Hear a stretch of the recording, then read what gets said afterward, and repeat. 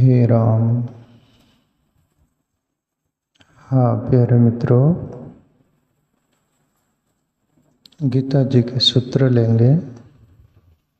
अध्याय 2, श्लोक 67, 67।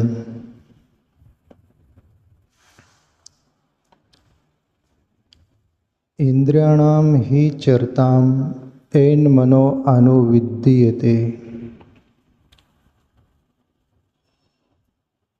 तदस्य हरति प्रज्ञां वायुर्नाविवाम्भसि।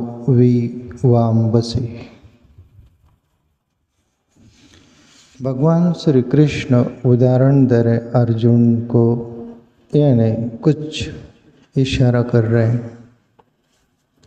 उस एक जिसकी इंद्रिय और मन वश में नहीं है, उस पुरुष के लिए अयुक्त पुरुष जिसको बोलते हैं। अर्जुन वो अयुक्त पुरुष जिसकी इंद्रिय और मन काबू में नहीं है, उसके बाहर उसका जीवन है। क्योंकि जैसे जल में चलने वाली नाव को वायु हार लेती है, वैसे ही विषयों में विचरती हुई इंद्रियों में से मन जिस इंद्रियों के साथ रहता है, वो एक ही इंद्रिय इस अयुक्त पुरुष की बुद्धि को हार लेती है। प्यारे मित्र, थोड़ा बारीकी से समझना पड़ेगा, सूक्ष्म है बात। अयुक्त पुरुष यानी जिसकी इंद्रिय और मन वश में नहीं है, उसके लिए इंद्रिया वैसे काम करती है जैसे इंद्रियों के विषय है। जो इंद्रिया जिस विषय को वो देखती है और सोचती है और फिर मन के पास वो सब जाता है, मन राजा है इंद्रियों का। फिर मन उसको ऑर्डर करता है इंद्रियों को, और इंद्रिय उसको अंजाम देती है, उस बात को, उस मंजिल तक पहुंचती है। जैसे उदाहरण ले लो, आँख है, इंद्रिय है आँख भी, कान इंद्रिय है कान भी। आँख ने कुछ देखा तो अंदर गया,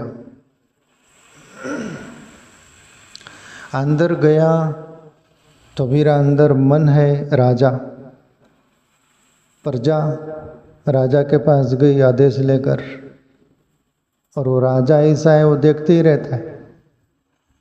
आँख ने कुछ गलत देखा तो सीधा राजा के पास कांटेक्ट रहता है इंद्रिय का, मन रूपी राजा के पास, और मन बोलता है ऐसा है क्या, चलो भिड़ेंगे। फिर कोई भी हो, भला बुरा हो, कुछ भी हो, वो हाथ में बाजी ले लेता है और आर्डर ठोकता है, और इंद्रिय अंजाम देती है उस बात को। आँख ने देखा, वो इंद्रियों के द्वारा मन में गया, और फिर मन ने सपोर्ट किया इंद्रियों को, जो विषय है उसको। सामने वाले ने बुरा किया, तब ये बोलेगा बुरा किया तो चलो उसको ठोकेंगे। मैं ऐसे हंसाने के लिए बोल रहा हूँ। कुछ भी ये मन उपद्रवी है, कुछ भी वो करता है ना, तो इंद्रियों के साथ मन हो गया। जैसे कान भी इंद्रिय, कान ने कुछ सुना, हाँ ऐसा है, मंत्रा ने क्या भरा, कहीं को सब सत्यानाश हो गया अयोध्या का, दशरथ राजा का घर का सब बर्बादी हो गई, अस्त व्यस्त हो गया पूरा। राज्य मिलना था, मिल गया वनवास, 14 वर्ष राजा भी मर के सब, उसका भी बर्बादी हो गई। कहने का तात्पर्य, कान फूका मंत्रा ने, ऐसे ही कान ने कुछ सुना और कान से सुनने वाले चुगलखोर लोग जो रहते वो भी सपोर्टर रहते उनके, वो दोनों मिली भगत रहते। कान, अभी मैं मेरा जीवन का मैं पहले भी कोई बोलूँ, मैं कान किसको देता नहीं। सीधा बोलना हो तो बोल, जो सत्य होगा सामने बोलना, कान में क्यों बोलता है। कहीं के लोग कहीं कान में फुसफुसाना, वो बात अच्छी नहीं रहती। तो कान ने कुछ सुना, वो मन के पास जाता है, सीधा जाता है, कांटेक्ट है उनका। मन बोलता है ऐसा है क्या, चलो फिर। वो इंद्रिय को सपोर्ट करता है मन, और वो बात को वो पूरा करते फिर वो दोनों मिलकर। मन का इंद्रियों को, जिस इंद्रियों को भी सपोर्ट मिल गया वो डन, उसको बोलते आयुक्त पुरुष। अर्जुन, वो आयुक्त पुरुष के मन और इंद्रिय वैसे ही बेकाबू होती, फिर बुद्धि मारे जाती है। बुद्धि बीच में लटकते रहती है, जैसे दो सांडों का झगड़ा हो और बीच में काटी हो, वो काटी बोलते हैं ना, वो बागड़। दो सांड टकरा रहे, झगड़ रहे, बहुत मारामारी कर रहे। आजकल तो शहर सिटी में भी टेम्पो भी उलट देते, और टेम्पो में भी घुस जाते। क्या क्या हो रहा है, यूपी में बहुत सांड है, ये शून्य सांड है, देखने को मिलता है ना कभी कभी, विज्ञान की जरा। तो मन और इंद्रियों के बीच वो होता है घमासान, अंजाम दिया जाता है उस बात को, और बुद्धि उसमें चूरी होती है, उसका सत्यानाश हो जाता है। बुद्धि विकृत हो जाती है, यानी कि उसका अस्तित्व ही मिट गया, ऐसा उसको निर्जीव कर देते हैं वो आयुक्त पुरुष। अर्जुन, वो आयुक्त पुरुष वैसे ही उसके साथ होता है जैसे वायु नाव को हार लेती है। जैसे नदी हो, तालाब हो, समुद्र हो, उसमें नाव है, नाव के ऊपर पाल बनी है, और जैसे हवा जिधर उसका वो होगा, हवा बह रही होती है, उधर वो नाव चली जाती है, बलाहट चली जाती है, वो हवा के कारण बलाहट चली जाती है। तो ये अपना जीवन है, ये जीवन है अपना नाव, इंद्रिय है पाल बोल दो, और हवा है मन। तीनों का जुगाड़ जुट जाता है, फिर वो नाव किधर भी जाए। ऐसे ही जीवन का अस्त व्यस्त हो जाता है। इसलिए मन बोले तो मन पर गौर करिएगा अपन। इंद्रिय जो देखे उस पर भी अपन सोचे, क्या देखना, क्या सोचना, क्या करना, क्या नहीं करना। तो अर्जुन से प्रभु श्री कृष्ण बोल रहे, क्योंकि जैसे जल में चलने वाली नाव को वायु हार लेती है, वैसे ही विषयों में विचरती हुई इंद्रियों में से मन जिस इंद्रियों के साथ रहता है, वह एक ही इंद्रिया इस अयुक्त पुरुष की बुद्धि को हार लेती है। अभी प्रभु श्री कृष्ण इस अयुक्त पुरुष के बारे में ये 2-4-5 श्लोक में बात हुई। अभी वो अयुक्त पुरुष से बाहर जो हो गया, इंद्रियों से और मन से, बुद्धि से परे जो हो गया, उस पुरुष के लिए प्रभु श्री कृष्ण बोल रहे हैं कि उसकी क्या स्थिति होती है, वो कैसा रहते हैं क्या। दूसरा श्लोक यानी 68वां।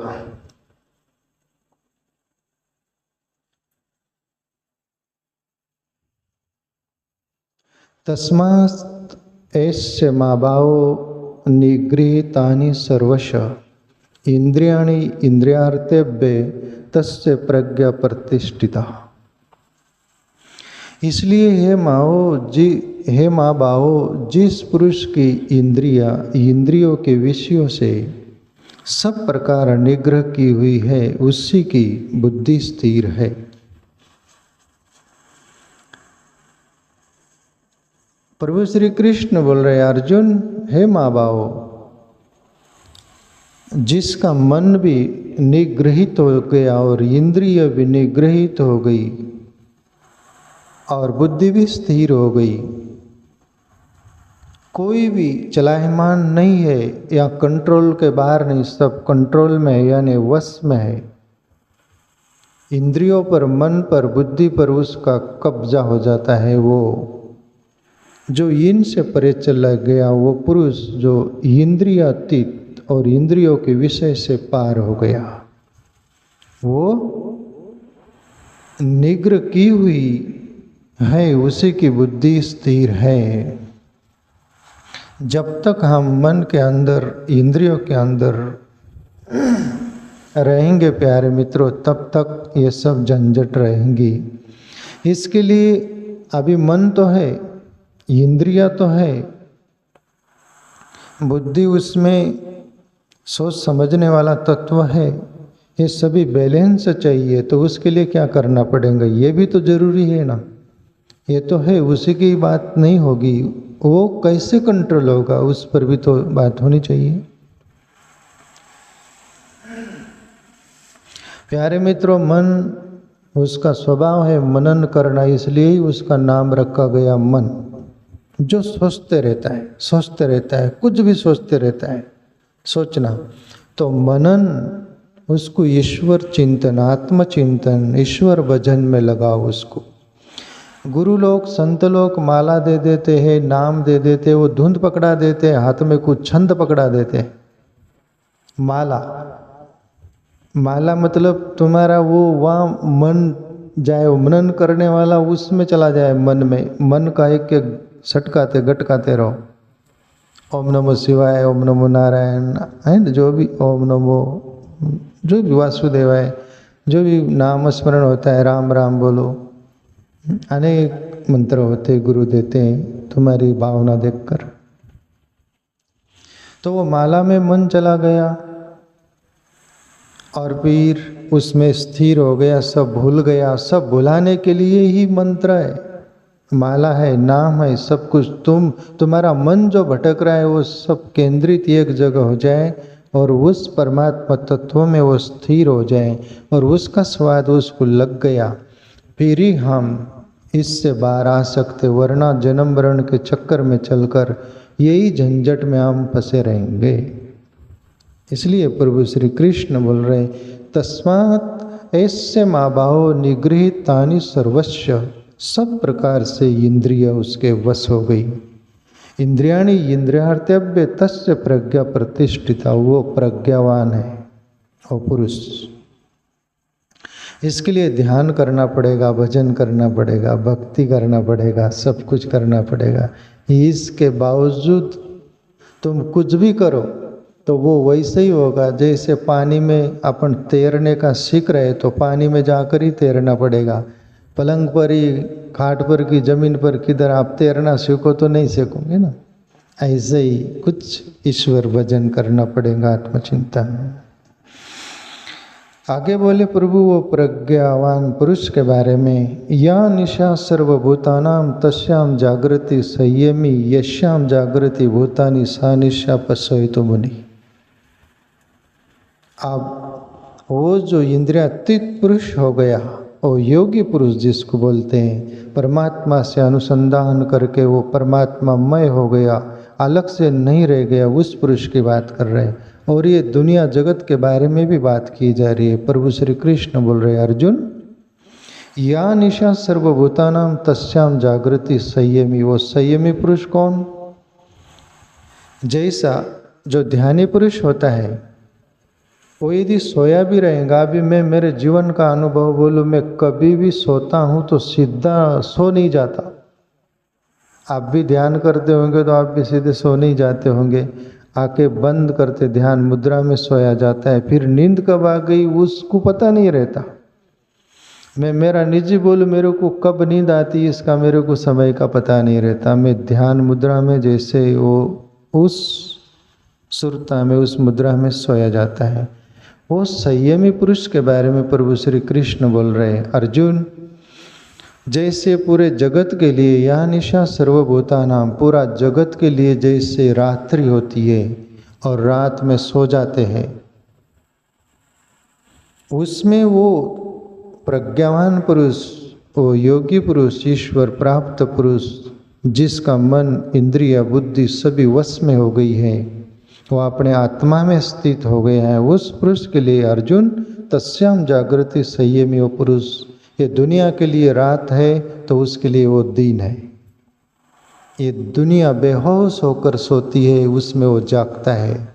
वो ध्यान अवस्था में उसका सोना भी ध्यान में रहता है, वो जागा हुआ रहता है। वो किसी को लगेगा वो सोया है, पर वो सोया हुआ नहीं है, वो जागा हुआ रहता है। और दूसरी बात ऐसे भी ले लो, ये दुनिया जो है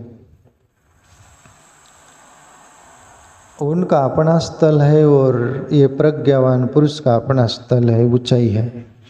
जैसे कोई खाई में रहता है, कोई शिखर पहाड़ पर रहता है, वहाँ से उसको सब दिखता है, नीचे वाले को कुछ दिखता नहीं। वैसे अंधकार में या निशा यश्याम जागृति भूतानी सानिशा पश्चय तो बनी। और पूरा जगत के दुनिया सभी कुछ जागे हुए रहते, तब वो पुरुष सोया हुआ रहता है। अब इसको भी समझे हम, वो कैसा सोया हुआ रहता है। जैसे शिव जी रामायण की चौपाई आती है ना, एक अपन बार बार जिक्र कर दी, मोह निशा सब सोवनी हारा देखई स्वप्न अनेक प्रकारा। भवानी से बोले, हे भवानी पार्वती, ये दुनिया जगत की जो है, जीते जागते ही खुली आँख ही स्वप्न देखते, जैसे नींद में देखते वैसे। अब उनका स्वप्न क्या, कल्पना, संकल्प विकल्प चलते रहते, वो सोच चलती रहती, ये करना है, वो करना है, ऐसा करना है। खुली आँख जैसे रात में नींद में स्वप्न आता है, उनको खुली आँख ही दिखता है। कोई उनके सामने भी बोलते हैं कि अरे भाई क्या कहाँ खो गए, कुछ समझ नहीं रहा, किधर हमारी तरफ भी देखो। वो बोले अरे नहीं, मैं वो सोच रहा था। वो सोना है, जीते जी खुली आँख सोना है ना। प्रभु श्री कृष्ण यही बोल रहे, यश्याम जागृति भूतानी, पूरा जगत जो जागता है तब सा निशा पश्चय तो मुनि। वो योगी पुरुष, प्रज्ञावान पुरुष, जिसकी बुद्धि स्थिर हो गई, ईश्वर में जिसकी गति हो गई, वो पूरी दुनिया जब जागती है तब वो उसमें सोया रहता। उसका यह अर्थ होता है, तुम्हारा अपनी मंजिल साधारण जगत की है। हमें साधारण जगत में कुछ चाहिए होता है, उसके लिए हम जीते, उसमें वो सोया हुआ रहता है, उससे वो ऊपर उठ गया।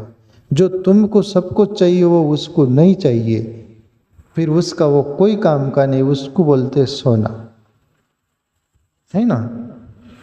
प्रभु श्री कृष्ण क्या बोले, संपूर्ण प्राणियों के लिए जो रात्रि के समान है, उस नित्य ज्ञान स्वरूप परमानंद की प्राप्ति में स्थित प्रज्ञ योगी जागता है।